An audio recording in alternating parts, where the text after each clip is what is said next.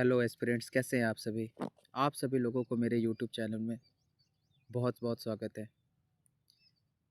जैसा कि आप देख सकते हैं, एसएससी जेई का नोटिफिकेशन आ चुका है और इसका भरने का डेट भी अब चालू हो चुका है। 28 मार्च 2024 से लेकर के 18/4 2024 तक आप इसे भर सकते हैं।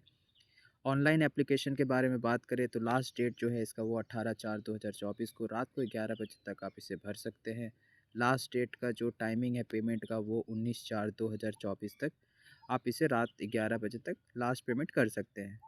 उसके बाद अगर देखा जाए तो देखिए यहाँ पे टेंटेटिव डेट भी दिया गया है सीबीटी 1 का, वो जो कि 4/6/2024 से लेकर के 6/6/2024 के मध्य होने वाली है। और सीबीटी 2 के बारे में बात करें तो अभी फ़िलहाल इसके बारे में कोई जानकारी नहीं मिली है, जो कि आगे जानकारी दी जाएगी। चलिए बात करते हैं डिटेल ऑफ पोस्ट और एसेंशियल क्वालिफ़िकेशंस के बारे में।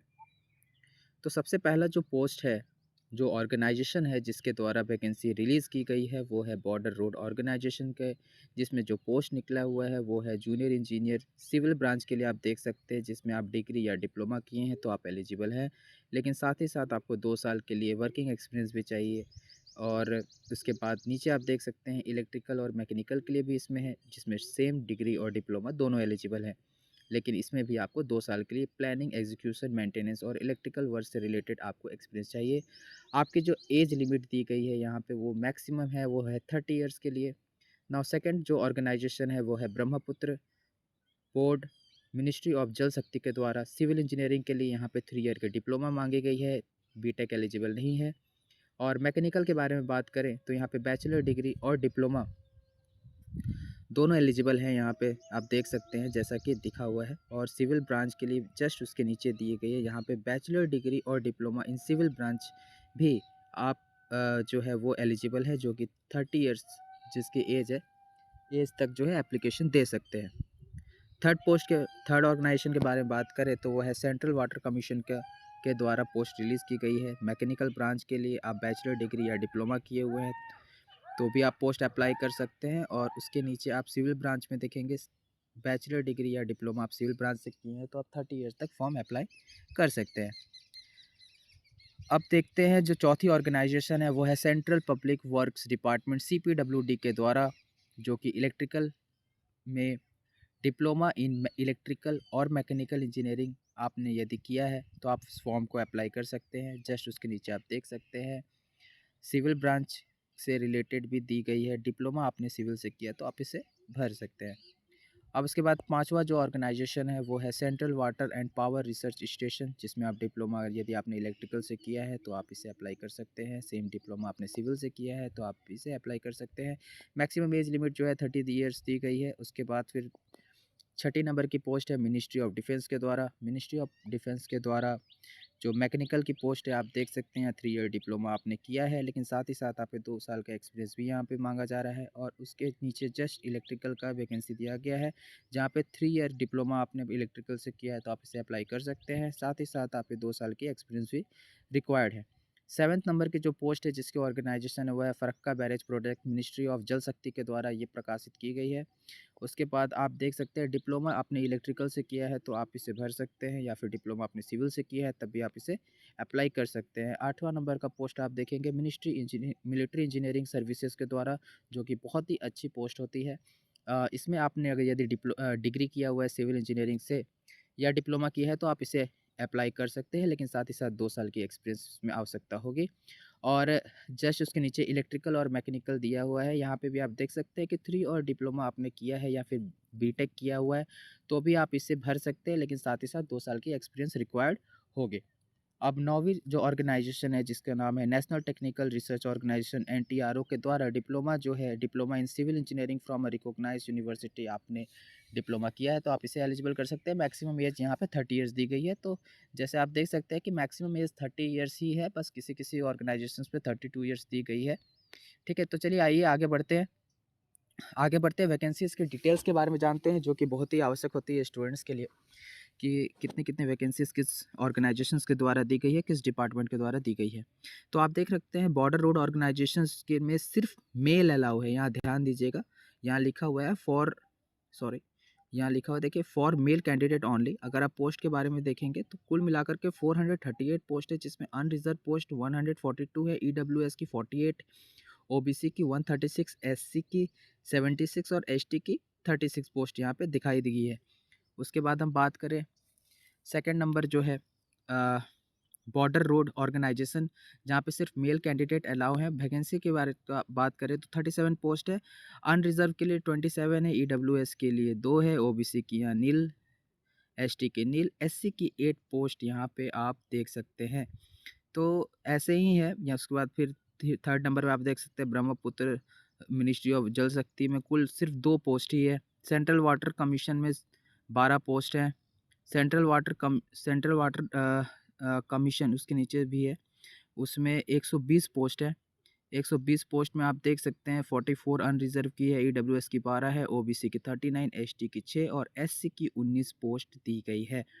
उसके बाद हम देख सकते हैं 6 नंबर है सेंट्रल पब्लिक वर्क डिपार्टमेंट के द्वारा 121 पोस्ट रिवील की गई है, जिसमें अनरिजर्व की 51, ईडब्ल्यूएस की 11, ओबीसी की 32, एसटी की 9 और एससी की 18 पोस्ट है।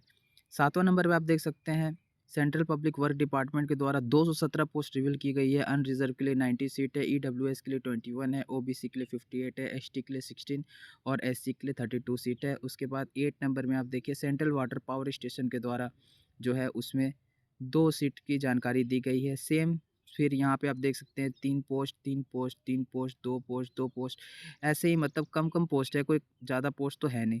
जैसे central water power station 3 post है, डीजीक्यूए एनएवीएल मिनिस्ट्री ऑफ डिफेंस के द्वारा 3 पोस्ट के लिए टोटल वैकेंसी दी गई है। फरक्का बैरेज के लिए प्रोजेक्ट के लिए 2 पोस्ट दी गई है। मिलिट्री इंजीनियरिंग सर्विस की जो है वैकेंसीज इंटीमेट ड्यू कोर्सेस। आगे हम देखते हैं चलिए आइए आगे बढ़ते हैं हम लोग देखते हैं कि कौन कौन फॉर्म अप्लाई कर सकते हैं। फॉर्म एप्लीकेशन के लिए सबसे पहले तो सिटीजनशिप होना चाहिए आपका इंडिया का, ठीक है। तो ये तो इसमें कोई दिक्कत तो आती नहीं है। बाकी आगे बढ़ते हैं एज लिमिट के बारे में बात करें, एज रिलैक्सेशन के बारे में बात करें तो एससी को 5 साल की रिलैक्सेशन मिलेगी, ओबीसी को 3 ईयर की, पीडब्ल्यूडी को 10 ईयर, ओबीसी को 13 ईयर और एससी एसटी को 15 ईयर की एज रिलैक्सेशन दी जाती है। जो डिफेंस पर्सनल हैं उनको 3 ईयर की रिलैक्सेशन दी जाती है। डिफेंस पर्सनल जो डिसेबल हैं उनको 8 ईयर की रिलैक्सेशन दी जाती है।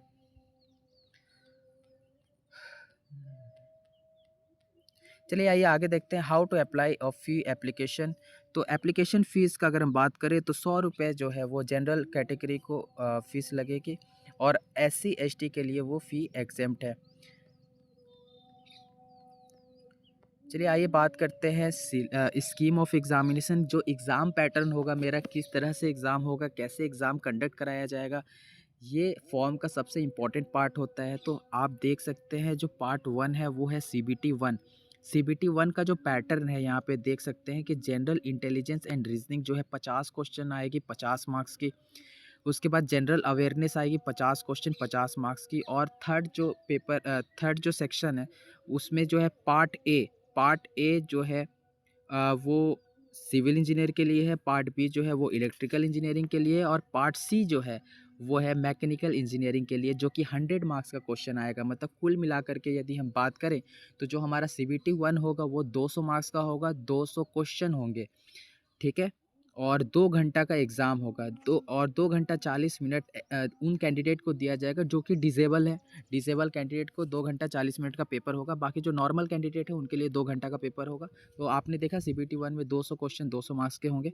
उसके बाद हम बात करते हैं सीबीटी 2 के बारे में। तो सीबीटी 2 में जो है हमारा इंजीनियरिंग पेपर होता है, जो कि जनरल इंजीनियरिंग है। अगर मैकेनिकल से हैं तो ये 300 मार्क्स का होगा पेपर और 100 क्वेश्चन होंगे, मतलब पर क्वेश्चन 3 मार्क्स के होंगे, ठीक है।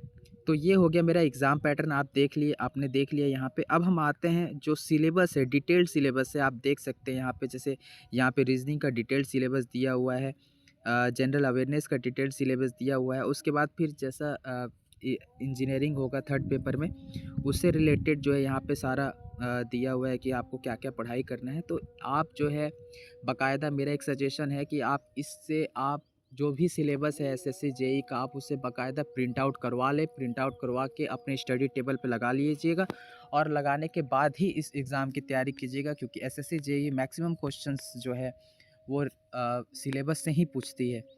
ठीक है? तो चलिए आइए आगे बढ़ते हैं।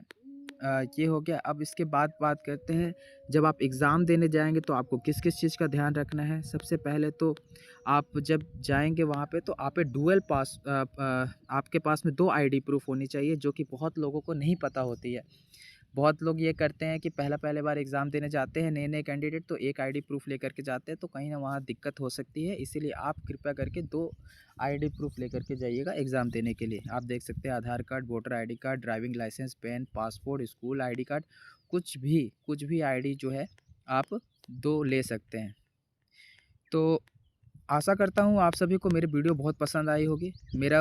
मेरा कोशिश यही रहता है कि ज़्यादा लंबा वीडियो ना बने, कम से कम समय में आप सभी लोगों को जो इम्पोर्टेंट जानकारी है एग्ज़ाम से रिलेटेड, वो मैं आपको प्रोवाइड कर सकूँ। अगर मेरा आपको कंटेंट अच्छा लगा, थोड़ा-सा भी अच्छा लगा हो, तो कृपया करके इसे लाइक करें, शेयर करें, सब्सक्राइब करें, ठीक है? और अ, और इसी तरह से आगे हेल्प करते रहिएगा, ठीक है? Thank you. Thank you very much.